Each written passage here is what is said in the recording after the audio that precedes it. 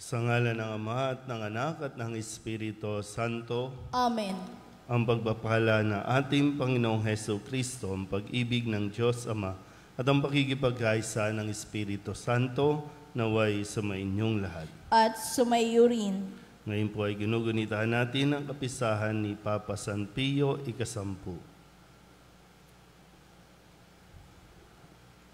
Mga kapatid, tinipon tayo bilang mga kaanib na angkan ng Diyos, kaya dumulog tayo sa maawaing Panginoong nagpapatawad ng lubos. Sinugong tagapagpagaling sa mga nagsisisi, Panginoon, kaawaan mo kami. Panginoon, kaawaan mo kami.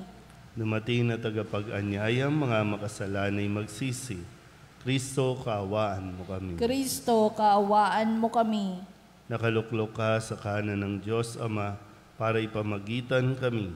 Panginoon, kaawaan mo kami. Panginoon, kaawaan mo kami. Kaawaan tayo ng makapangyarihang Diyos, patawarin tayo sa ating mga kasalanan at patnubayan tayo sa buhay na walang hanggan. Amen. Manalangin tayo. Ama naming makapangyarihan, pinuspos mo ng iyong karunungan at ng lakas na likas sa iyong mga sugo ang Papa na si San Pio, upang kanyang patatagin ang pananampalatayang Katoliko at pagkaisahin ang tanan kay Kristo sa pagsunod sa itinuro niya at ipinakitang halimbawa. Ipagkaloob mong makamtan namin ang walang maliw na gantimpala sa pamamagitan ni Jesucristo kasama ng Espiritu Santo magpasawalang hanggan. Amen. Umupo ang lahat.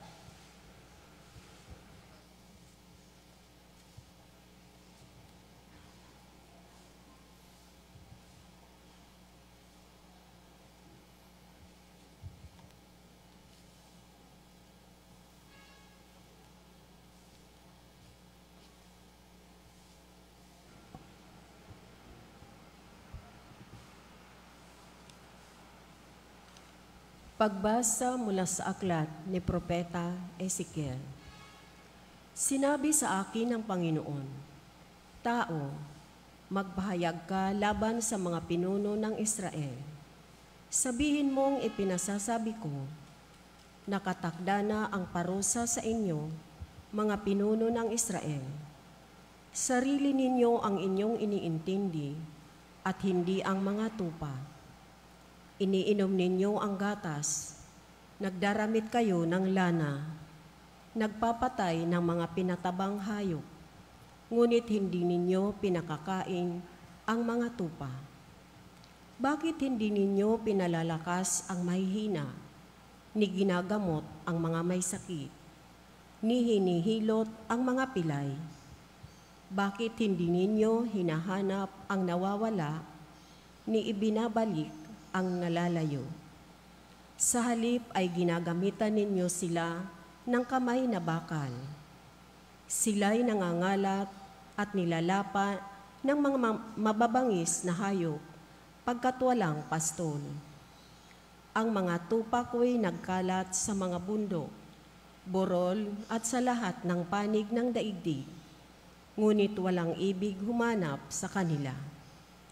Dahil dito, mga pinuno, dinggin ninyo ang aking sinasabi. Ako ang Diyos na buhay. Ang mga tupa ko'y pinipinsala at nilalapa ng mababangis na hayop pagkat walang nangangalaga. Hindi hinahanap ng mga pastol ang aking mga tupa. Sa halip na alagaan nila ang mga ito, ang sarili nila ang binubusog. Kaya nga makinig kayo mga pastol. Pakinggan ninyo itong aking sinasabi. Laban ako sa inyo. Pananagutan ninyo ang nangyayari sa aking mga tupa. Hindi ko na kayo gagawing pastol upang hindi na ninyo mabusog ang inyong sarili. Ilalaya ko sa inyo ang aking mga tupa at hindi na ninyo mapapakinabangan ang mga ito. Ito ang ipinasasabi ng Panginoon. Ako mismo ang maghahanap at mag-aalaga sa aking mga tupa. Ang salita ng Diyos. Salamat sa Diyos. Salmong tugunan ang atin pong itutugon. Pastol ko'y Panginoong Diyos, hindi ako magdarahop. Tayo pong lahat. Pastol ko'y Panginoong Diyos, hindi ako magdarahop. Panginooy aking pastol, hindi ako magkukulang. Ako'y pinahihimlay sa mainam na pastulan at inaakay niya ako sa tahimik na batisan. Binibigyan niya ako niyong bagong kalakasan. Pastol ko'y Panginoong Diyos, hindi ako magdarahop. At sangayon sa pangako na kanyang binitiwan, sa matuwid na landasi, doon ako inaakay. Kahit na ang daang iyo'y tumatahak sa karimlan, hindi ako matatakot, pagkat ika'y kaagapay. Ang tungkod mo at pamalo, ang gabay ko at sanggalang. Pastol ko'y Panginoong Diyos, hindi ako magdarahop. Sa harapan ng lingkod mo, ikaw ay may handang dulang. Ito'y iyong ginagawang nakikita ng kaaway. Nalulugod ka sa akin na ulo ko ay langisan, at pati na ang kalis ko ay iyong pinaaapaw. Pastol ko'y Panginoong Diyos, hindi ako magdarahop. Tunay na ang pag-ibig mo at ang iyong kabutihan. Sa saakit tataglayin habang ako'y nabubuhay. Doon ako sa templo mo, lalagi at mananahan. Pastol ko'y Panginoong Diyos, hindi ako magdarahop. Tumayo ang lahat.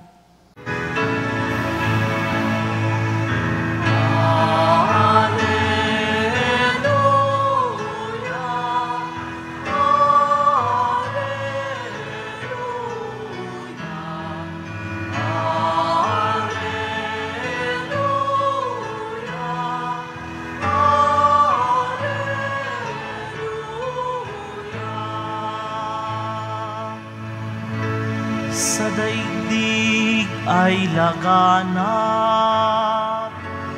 liwanag na sumisikat, salitang buhay ng lahat.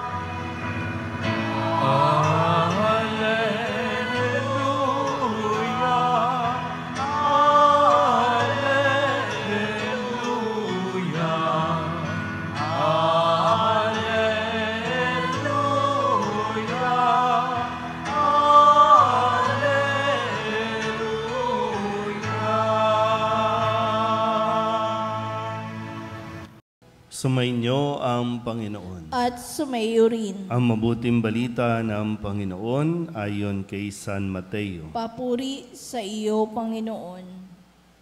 Noong panahong iyon, sinabi ni Jesus sa kanyang mga alagad ang talinghagang ito.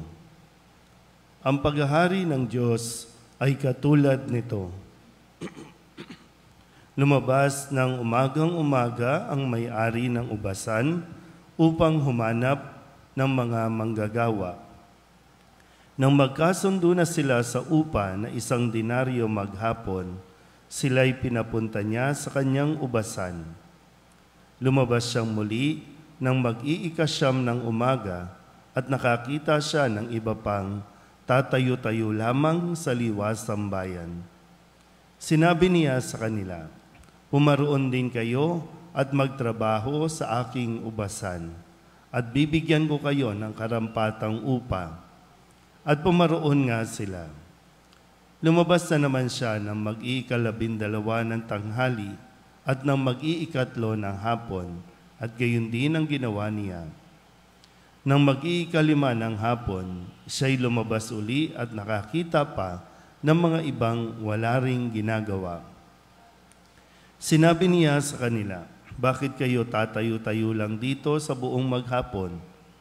Wala pong magbigay sa amin ng trabaho," sagot nila. At sinabi niya, "Kung gayon, pumaroon kayo at gumawa, sa aking ubasan. Pagtatakip silim, sinabi ng may-ari ng ubasan sa kanyang katiwala, tawagin mo na ang manggagawa at sila'y upahan. Magmula sa huli hanggang sa buong nagtrabaho. Ang mga nagsimula ng mag-iikalima ng hapon ay tumanggap ng tig-iisang denaryo. At nang lumapit ang mga nauna, inakala nilang tatanggap sila ng higit doon. Ngunit ang bawat isa ay tumanggap din ng 1 denaryo. Pagkatanggap nito, nagreklamo sila sa may-ari ng ubasan. Sabi nila, 1 oras lang pong gumawa ang mga huling dumating, samantalang maghapon kaming nagpagal at nagtiis ng nakapapasong init ng araw. Bakit naman po ninyo pinagpare-pareho ang upa sa amin? At sinabi niya sa isa sa kanila, Kaibigan, hindi kita dinadaya. Hindi ba't nagkasundo tayo sa 1 denaryo? Kunin mo ang ganang iyo at umalis ka na. Maano kung ibig kong upahan ang nahuli ng tulad ng upa ko sa iyo? Wala ba akong karapatang gawin ang aking maibigan sa ari-arian ko? O naiinggit ka lang sa aking kabutihang loob? Kaya't ang nahuhuli ay mauuna at ang nauuna ay mahuhuli. Ang mabuting balita ng Panginoon. Pinupuri ka namin, Panginoong Jesucristo. Isang magandang umaga po sa inyong lahat.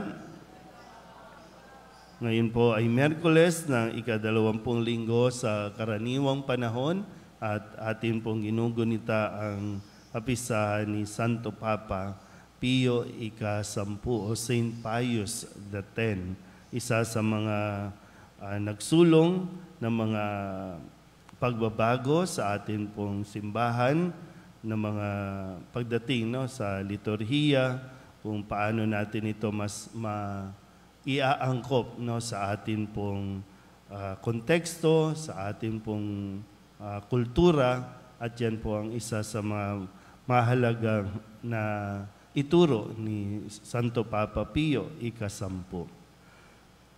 Sa umagang ito ay muli binibigyan tayo ni Jesus ng isang aral sa pamamagitan ng pagpapaliwanag niya gamit ang isang talinghaga tungkol sa paghahari ng Diyos.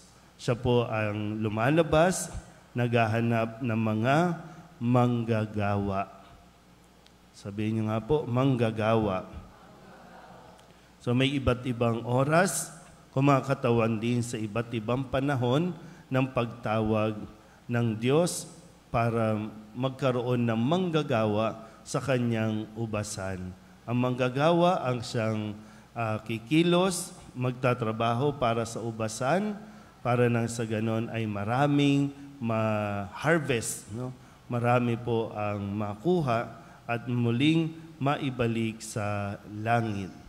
Pero dito po nakita natin yung inaasahan ng mga naunang tinawag na mas malaki ang ibabayad sa kanila. Bagamat sa umpisa talagang malinaw naman ang kasunduan kung paano at kung magkano ang ibabayad. Pero nagreklamo dahil inaasahan nilang dahil mas nauna silang nagtrabaho, mas malaki ang kanilang upa. Pero isang bagay na matututunan natin, hindi sa tagal, hindi sa kung ilang taon ka nang nagtrabaho, kundi sa kung ano yung kalidad o yung quality ng iyong pagtatrabaho. Isa sa mga medyo hindi magandang umiiral sa ating kaisipan, maging sa simbahan, na dahil matagal na sa simbahan, dapat sila na yung masusunod. Dahil matagal na sa simbahan, dapat sila na yung parang may-ari ng simbahan. Isa yan sa pangit na umiiral sa mga manggagawa ng simbahan. Maging hampari. Kaya nga yung isang wisdom po na bakit kailangan ilipat ang pari from time to time. Kasi para hindi niya ito ariin na kanya. Yung hindi ito yung bubuin niyang kaharian, kundi manggagawa lang siya. Gaano man siya katagal, ma-assign o gumawa, hindi siya ang may-ari, manggagawa lang ang isang pari. Pero maganda rin po na iugnay din natin ito sa pinuno ng ating pong komunidad. Ang Diyos ang nagtatawag, ang Diyos ang pumipili, ang Diyos ang nagbibigay ng pagkakataon para ang isang tao ay maging pinuno. Sa kasaysayan, buhat pa sa simula, ang nagtatalaga para magkaroon ng hari ay ang Diyos. Kadalasan lang din, nakakalimot ang mga pinuno sa kung sino at kanino galing ang kanilang pamumuno. Nandito sabi po, ipinahayag sa pamamagitan ng Propeta Ezekiel yung mensahe ng Panginoon na aalisin niya na ang mga pinuno at ibibigay ang nakatakdang parusa para sa mga ito dahil sarili lang nila ang kanilang iniisip at hindi ang kaligtasan ng mga tupa na ipinagkatiwala sa kanila. Sa mga nangyayari po, parang isa nakakapagod din yung pakinggan mo yung mga pinuno ng ating bayan, mapabarangay, sa local government, sa Senado. Mga pinuno yan na itinalaga din dyan, pinili sila ng Diyos, kahit napasabihin natin, kaya sila naupo dyan kasi binayaran tayo. Marami ang bumoto, hindi dahil malinaw sa kanila kung sino ang kanilang pinili, kundi malinaw ang 500 o 1,000 pesos, kaya sila nandiyan dyan. Pero ipinahintulot ng Panginoon na itong mga pinunong ito ang manungkulan sa ating barangay, sa ating local government, sa ating pong mga lalawigan, sa ating pong mga senado o kongreso. Diba? Naghagampanan ba ng tama? 10 million para sa isang libro na ipamamahagi? Diba? Parang, ano ba nangyayari sa mga pinuno natin? Paano ba sila mag-isip? Bilyon-bilyon. Ang dami nating pera, di ba? Ang dami nating pera. Pero dahil bawat isa may mga issue sa isa't isa, ang mga pinuno natin hindi magkaisa kasi laging ang usapin tungkol sa politika. Dumodoble yung mga trabaho na dapat pwede na may DSWD, may Department of Education, gusto may sarili. Pero talaga bang para sa mga tupa, para sa mga tao? Ang dami natin pwedeng magawa para sa milyon-milyon na pondo ng bawat opisina ng ating gobyerno. Pero ano nangyayari? Hindi na lang basta milyon ang usapan, bilyon ang usapan. Pero kapag ganito po, maasahan natin may parusang naghihintay para sa mga pinuno na hindi gumaganap ng ayon sa kagustuhan ng Diyos, ng ayon sa ipinag-uutos ng Diyos. Kaya nawa, patuloy natin silang ipagdasal. Sila po ay naghahanda para sa susunod na pagtakbo, samantalang sa kasalukuyan, marami ang pangangailangan na dapat tugunan. Amen?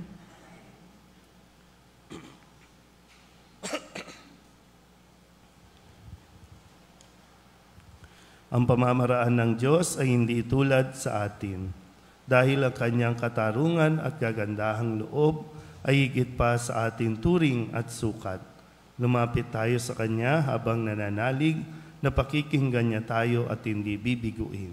Ang ating pong itutugon, Panginoon, dinggin mo ang aming panalangin. Panginoon, dinggin mo ang aming panalangin.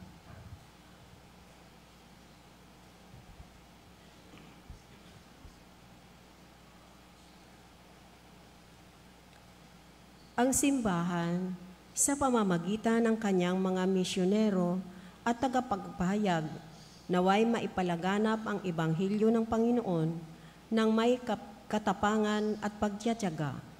Manalangin tayo sa Panginoon. Panginoon, dinggin mo ang aming panalangin. Tayo naway makapaglingkod sa Panginoon at sa isa't isa nang walang hinihintay na merito at gantimpala, at sa halip gawin lamang ito ng may kabutihan mula sa ating mga puso. Manalangin tayo sa Panginoon. Panginoon, dinggin mo ang aming panalangin. Ang mga walang trabaho, naway dagling makatagpo ng kanilang hanap buhay. Manalangin tayo sa Panginoon. Panginoon, dinggin mo ang aming panalangin. Ang mga may sakit at mga nagdurusa, naway masiyahan sa kalinga at unawa ng kanilang pamilya at mga kaibigan. Manalangin tayo sa Panginoon. Panginoon, dinggin mo ang aming panalangin. Ang mga nagtiyagang mamuhay ng mabuti sa mundong ito at na mayapa, naway makatanggap ng gantimpala sa makalangit na kaharian ng Diyos. Manalangin tayo sa Panginoon. Panginoon, dinggin mo ang aming panalangin. Upang mamayani ang kapayapaan sa Ukraine, sa Holy Land at sa buong mundo, at ipagadya nawa ng sangkatauhan sa karahasan, kasakiman at pang-aabuso ng kapangyarihan na nagdudulot ng paghihirap at kamatayan sa marami. Manalangin tayo sa Panginoon. Panginoon, dinggin mo ang aming panalangin. Upang ang lahat ng mga nagdurusa dahil sa kalupitan ng digmaan ay daglian ng makaranas ng kapayapaan at mabuhay ng may kapanatagan at kalayaan. Manalangin tayo sa Panginoon. Panginoon, dinggin mo ang aming panalangin. Idulog din natin sa Panginoon ang ating mga personal na kahilingan at mga panalangin para sa ating mga pamilya. Kasama din ang mga kahilingan ng mga nanonood sa online. Lahat ng mga misang pasasalamat, espesyal na intensyon, agarang paggaling ng mga may sakit, at ang lahat ng mga kaluluwa na iniling na ipagdasal sa misang ito.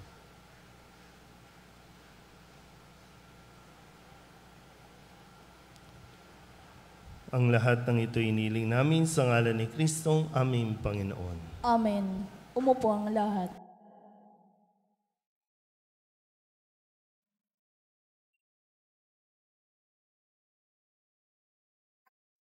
Ang hiling mo ang awit ko, lahat ng ito'y nagmula sa iyo. Muli ihandog sa'yo, buong puso kong inaalay sa'yo. O Diyos, o Panginoon, lahat ay biyayang aming inampon, aming buhay at kakayahan. Ito'y para lamang sa iyong kalwalhatian.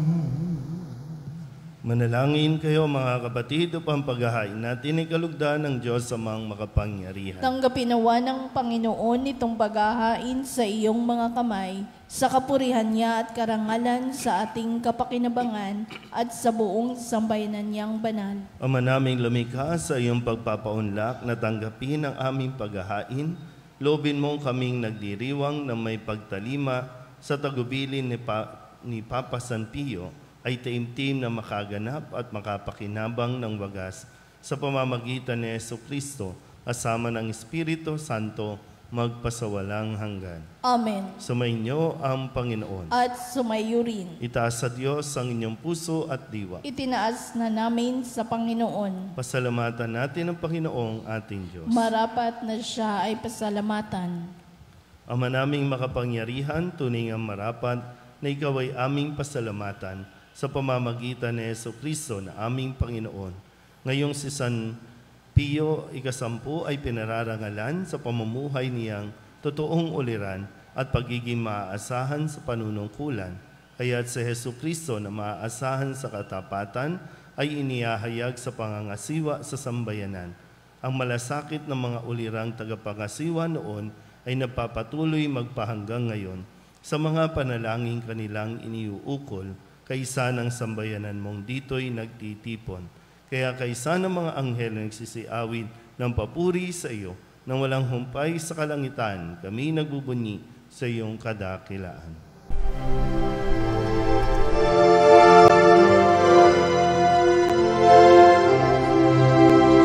Santo, Santo, Santo, Panginoong Diyos makapangyarihan, napupuno ang langit at lupa ng kalwalhatian mo.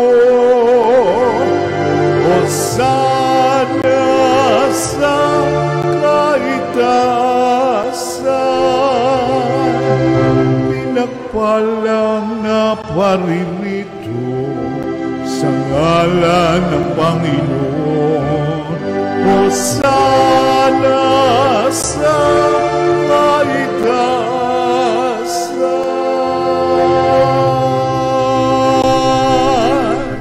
Ama naming banal, ikaw ang bukal ng tanang kabanalan. Kaya't sa pamamagitan ng iyong Espiritu, gawin mong banal ang kaloob na ito upang para sa aming maging katawan at dugo ng aming Panginoong Jesucristo. Bago niya pinagtiis ang kusang loob na maging handog, hinawakan niya ang tinapay, pinasalamatan kaniya, pinaghati-hati niya iyon, iniabot sa kanyang mga alagad at sinabi, "Tanggapin ninyong lahat ito at kanin, ito ang aking katawan na ihahandog para sa inyo."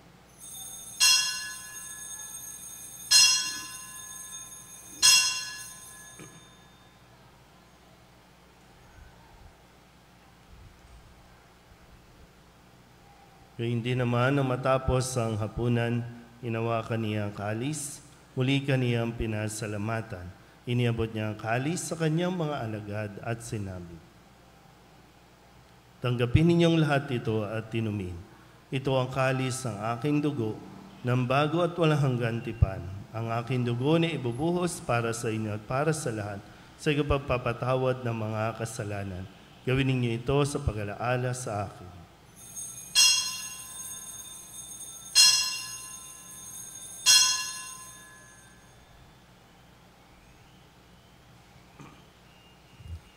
Ipagbunyi natin ang misteryo ng pananampalataya. Si Kristo'y namatay, si Kristo'y nabuhay, si Kristo'y babalik sa wakas ng panahon. Ama, ginagawa namin ngayon ang pag-alaala sa pagkamatay at muling pagkabuhay ng iyong anak, kaya tiniaalay namin sa iyo ang tinapay na nagbibigay buhay at ang kalis na nagkakaloob ng kaligtasan. Kami nagpapasalamat dahil kami iyong minarapat na tumayo sa harap mo para maglingkod sa iyo. Isinasamo namin kami magsasalo-salo sa katawan at dugo ni Kristo ay mabuklod sa pagkakaisa sa pamamagitan ng Espiritu Santo. Ama, lingapin mo ang iyong simbahang laganap sa buong daigdig. Huspusin mo kami sa pag-ibig kaysa ni Leon na aming Papa at ni Jose na aming Obispo at ng Tanang Kaparian. Alalahanin mo rin ang mga kapatid naming nahimlay na may pag-asang sila'y muling mabubuhay, gayon din ang lahat ng mga pumanaw. Kawaan mo sila at patuloyin sa iyong kaliwanagan. Kawaan mo at pagintapatin kaming lahat na makasalo sa iyong buhay na walang wakas. Kaysa ng mahal na Birhen Maria na ina ng Diyos, ng kabiyak ng puso niyang si San Jose. Kaysa ng mga apostol at ng lahat ng mga banal na namuhay dito sa daigdig na kalugod-lugod sa iyo, may pagdiwang nawa namin ng pagpupuri sa ikararangal mo sa pamamagitan ng iyong anak na aming Panginoong Jesucristo. Sa pamamagitan ni Kristo, kasama niya sa Kanya, ang lahat ng parangal at papuri ay sa iyo, Diyos Amang makapangyarihan, kasama ng Espiritu Santo, magpasawalang hanggan. Amen.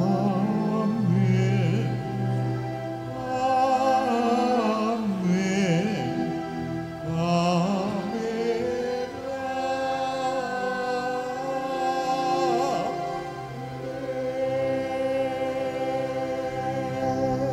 Sa tagubili ng mga nakagagaling na utos at turo ni Jesus sa Panginoon natin at Diyos, ipahayag natin ng lakas loob.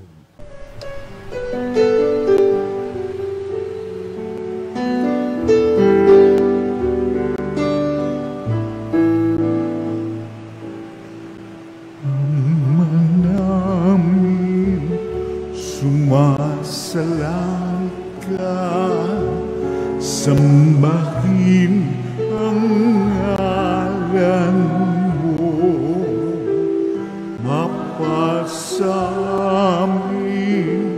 ang kaharian mo, sundin ang loob mo dito sa lupa para nang sa langit. Bigyan mo po kami ngayon ng aming kakanin sa araw-araw at patawarin mo kami sa aming mga sala, para ng pagpapatawan namin sa nagkakasala sa amin,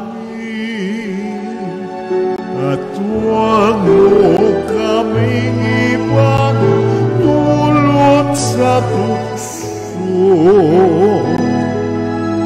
at yadya mo kami sa lahat ng masama.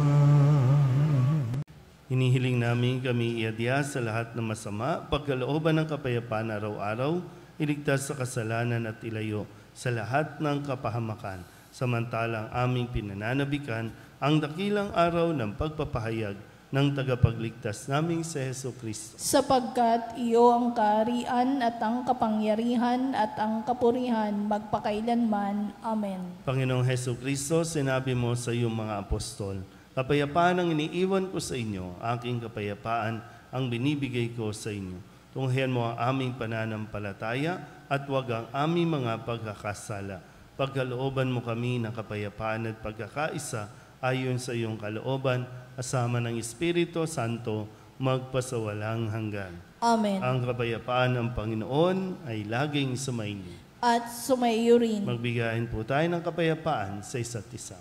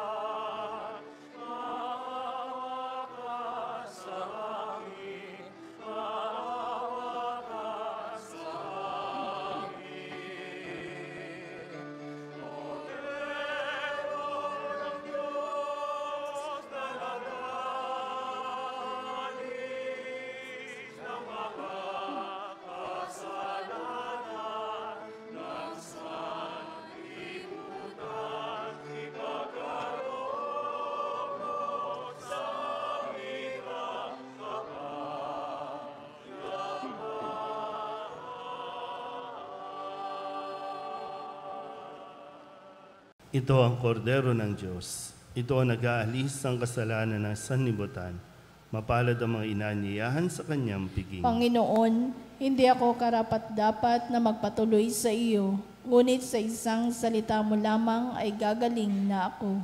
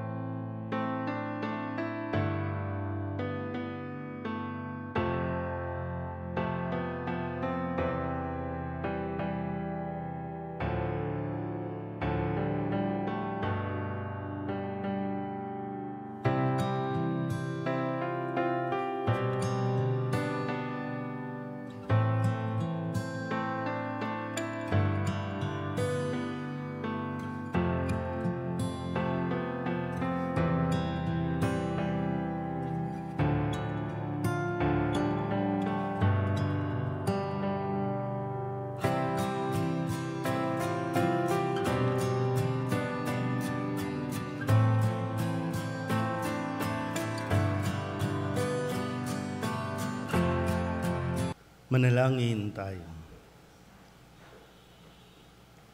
Ama naming mapagmahal, sa paggunita namin kay Papa San Pio, kami nagsalo-salo sa banal na hapag ay magkaroon nawa ng pananampalatayang matatag at pagkakaisa sa pag-ibig mong matapat. Sa pamamagitan ni Jesucristo kasama ng Espiritu Santo, magpasawalang hanggan. Amen. Sumainyo ang Panginoon. At sumaiyo rin. At pagpalain kayo ng makapangyarihang Diyos, Ama at Anak at Espiritu Santo. Amen. Tapos ang banal na misa, humayo tayo sa kapayapaan ni Kristo. Salamat sa Diyos. Isang magandang umaga po. Good morning, Father.